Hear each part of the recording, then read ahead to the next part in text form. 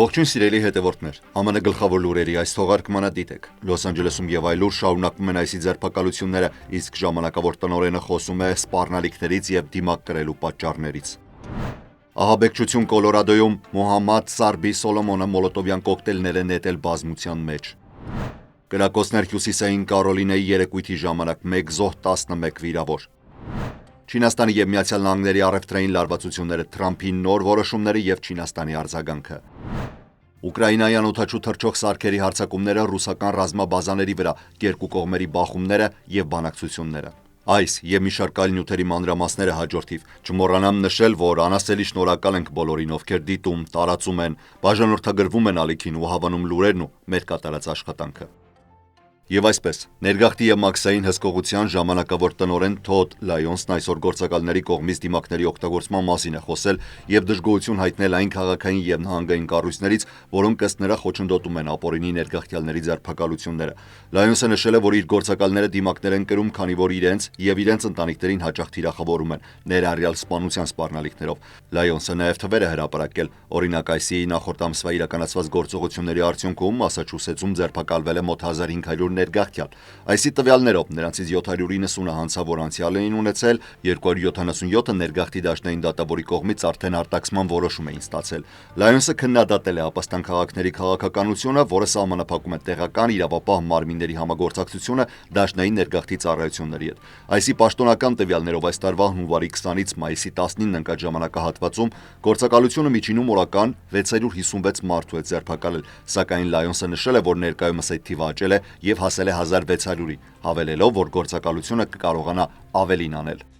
Երկու շաբաթ առաջ Լոս Անջելեսում տարբեր գործակալությունների գործողության ժամանակ ICE աշխատակիցներին թիրախավորել են։ Մարդիկ լուսանկարել են նրանց անունները, դեմքերը եւ տեղադրել սոցցանցեր, սպառնալիքներ հնչեցնելով նրանց ընտանիքներին եւ իրենց։ Եթե մարդկանց վիրավորում է, որ նրանք դիմակներ են կրում, ես ներողություն եմ խնդրում, բայց չեմ կարող թույլ տալ, որ իմ աշխատակիցներն ու գործակալները իրենց կյանքը եւ ընտանիքի անվտանգությունը վտանգի տակ դնեն միայն այն պատճառով, որ մարդկանց դուր չի գալիս ներգաղթի օրենքի կիրառումը։ Նրանք այդ դիմակները կրում են, որովհետեւ մենք գաղտնի ծառայության հետ համատեղ գործողություն ենք անցկացրել։ Այսպիսով հարցնում եմ, խնդիրն այն է, որ մենք պարզապես դժգոհ ենք դիմակներից, թե խնդիրն այն է, որ ICE աշխատակիցների ընտանիքներին ահաբեկիչներ են անվանում։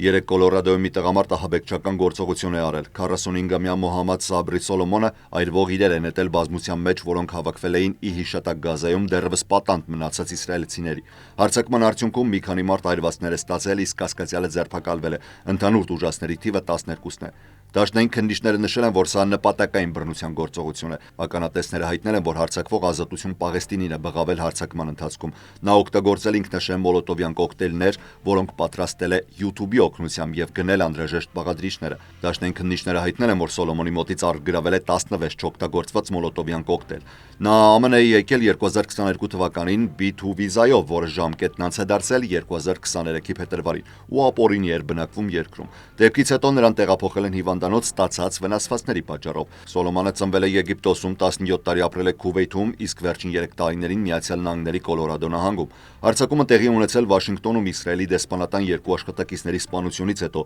եւ Իսրայելի ու Գազայի պատերազմի լարվածության ֆոնին։ 2023 թվականին Համասի հարձակումից հետո Միացյալ Նահանգներում հակասեմիտիզմի դրսևորումները մեծ աճ են գրանցել։ Նախորդ տարի Միացյալ Նահանգներում ավելի քան 9300 հակասեմիտիզմի դեպք է արձանագրվել, որոնց թվում շատացել են նաեւ բռնի հարձակումները։ Երեք վաղ առավոտյան Հյուսիսային Կարոլինայի արևմտյան հատվածում գտնվող տանը կազմակերպված երեկույթի ժամանակ կրակոցներ են հնչել, ինչի հետևանքով 1 մարդ է զոհվել, 11-ը վիրավորվել։ Վնասվածքները եղել են թե կրակոցների, թե կրակոցներից փախչելու հետևանքով ստացած։ Միջադեպը տեղի է ունեցել սովորաբար հանգիստ բնակելի շրջանում։ Կատաբայի շրջանի շերիֆի գնասենյակի հաղորդագրության համաձայն զոհված է 58-ամյա Շոն Փատրիկ Հուդն է Լենուար քաղաքից։ Տուժածների տարիքը սկսվում է 16 տարեկանից։ 7 վիրավորներ դեռևս գտնվում են հիվանդանոցում, սակայն նրանց վիճակի մասին մանրամասներ չեն հաղորդվել։ Հաղորդվում է, որ ընդհանուր առմամբ արձակվել է առնվազն 80 կրակոց։ Մարդիկ վազել են, թաքնվել, փորձել արագ հեռանալ դեպքի վայրից։ Հետաքննության համաձայն կրակողները եղել են մի քանիսը։ Շերիֆի գրասենյակը կոչ է արել բոլոր նրանց, ովքեր ներկա են եղել երեկույթին, տեղեկություններ հաղորդել գործի վերաբերյալ։ Հյուսիսային Կարոլինայի քննչական բյուրոն ու Հիքորիի ոստիկանությունն են վարում հետաքննությունը։ FBI-ը նույնպես ներգրավվել է փորձագիտական թիմով։ Ոստիկանները ձերբակալել են մի տղամարդու, ով կասկածվում է անօթևանների ապաստարանում մի քանի մարդու դանակահարելու մեջ։ Տուժած 11 մարդ է տեղափոխվել հիվանդանոց։ Ոստիկանությունը դեպքի վայր է կանչվել երեկոյան ժամը 7:15-ին Սալեմ քաղաքի Union Gospel Mission ապաստարանում, ասել է Սալեմի ոստիկանության ներկայացուցիչ Անջելա Հեդրիքը։ Նա նաև նշել է, որ տուժողները ստացել են տարբեր տեսակի վնասվածքներ, սակայն դրանց վիճակի մասին ոչինչ չի հաղորդել։ Ըստ ապաստարանի կայքի, այնտեղ յուրաքանչյուր գիշեր մինչև 150 անօթևան է ապաստանում։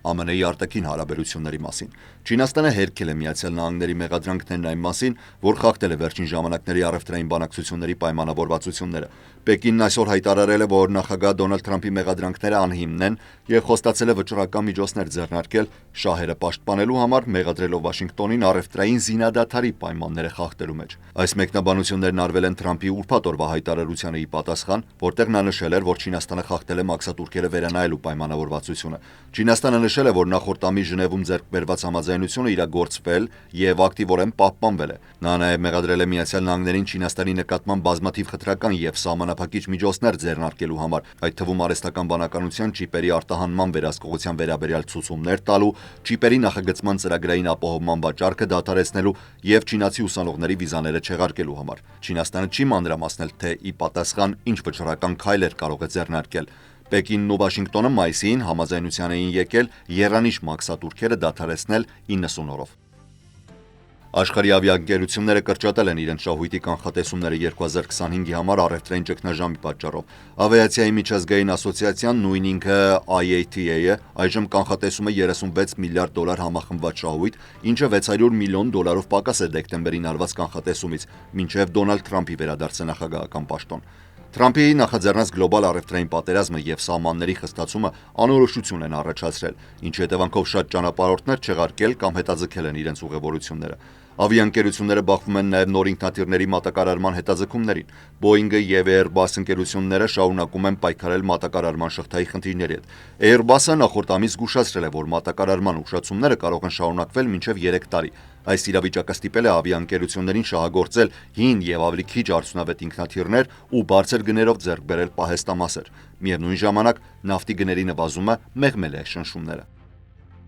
Քանի որ շատ հայրենակիցներ ունենք, որոնք ապրում են թե Ուկրաինայում, թե Ռուսաստանում, այնտեղ տեղի ունեցող զարգացումները նույնպես պահում ենք ուշադրության կենտրոնում։ Ուկրաինան անօդաչու թռչող սարքերով հարձակումներ է իրականացրել Ռուսաստանի ավիաբազաների վրա տարբեր շրջաններում, ներառյալ Սիբիրում։ Ուկրաինայի ներքին անվտանգության ծառայությունը հաստատել է, որ իրականացրել է այս Սարդոստայն անվանումը ստացած հարձակումները եւ հայտնել է, որ դրանք զգալի վնաս են հասցրել, որը գնահատվում է 7 միլիարդ դոլար։ Ուկրաինացի պաշտոնյան հայտնել է, որ հարվածներ են հասցվել 4 ավիաբազաներում գտնվող 41 ինքնաթիռներին։ Ռուսաստանի պաշտպանության նախարարությունը հաստատել է, որ ավիացիոն տեխնիկան վնասվել եւ հրկիզվել է։ Ուկրաինայի նախագահ Վոլոդիմիր Զելենսկին գովել է գործողությունը եւ նշել, որ այն ուղղված է եղել բացառապես ռազմական օբյեկտներին եւ սարքավորումներին, որոնք օգտագործվել են Ուկրաինայի վրա հարվածներ հասցնելու համար։ Ռուսաստանն ու Ուկրաինան մեծացրել են հարձակումների ծավալները նախքան նախատեսված խաղաղ բանակցությունները։ Մի քանի մարդ է զոհվել Ուկրաինայի հետ սահմանակից ռուսական շրջաններում, երկու կամուրջների պայթյունների հետևանքով հայտնել են ռուսաստանյան պաշտոնյաները։ Ուկրաինական օդուժը հայտարարել է, որ Ռուսաստանը գիշերը Ուկրաինայի ուղղությամբ արձակել ավելի քան 470 անօդաչու թռչող սարք, ինչը պատերազմի ամենաբարձր գիշերային ցուցանիշն է։ Հարձակումը տեղի է ունեցել, երբ Թուրքիայում նախատեսված էր Ուկրաինայի եւ Ռուսաստանի ներկայացուցիչների երկրորդ հանդիպումը։ Զելենսկին հայտարարել է, որ բանակցություններում Ուկրաինան պահանջել է ամբողջական հրադադար, գերիների ազատում, առևանգված երեխաների վերադարձ եւ բարձր մակարդակով հանդիպման նախապատրաստություն։ Եվ վերջում հավելեմ, որ այսօր տեղական ժամանակով երեկոյան ժամը 7-ին դիտեք Armcast-ը, որը բացահայտում է մի մարդու մտածողությունն ու ներշնչող ուղին, որը միավորում է արվեստը, գիտությունը եւ համայնքային ծառայությունը։ Հյուրն է Մարատ Հայրապետյանը կամ նույն ինքը Մարկ Մարատ Հայը։ Գլենդելի մշակույթի եւ արվեստի կոմիսար, բժիշկ բնաբան, Կալիֆոռնիայի բնաբանների ասոցիացիայի փոխնախագահ, երգիչ, երգահան։ Հյուրի հետ զրուցել ենք ամենաթեժ եւ կարեւոր թեմաներից։ Այսօրվա լուրերից առանձնացրել էինք այսքանը։ Ես Հարություն Մինասյանն եմ։ Շնորհակալ եմ ուշադրության համար։ Առողջ եղեք։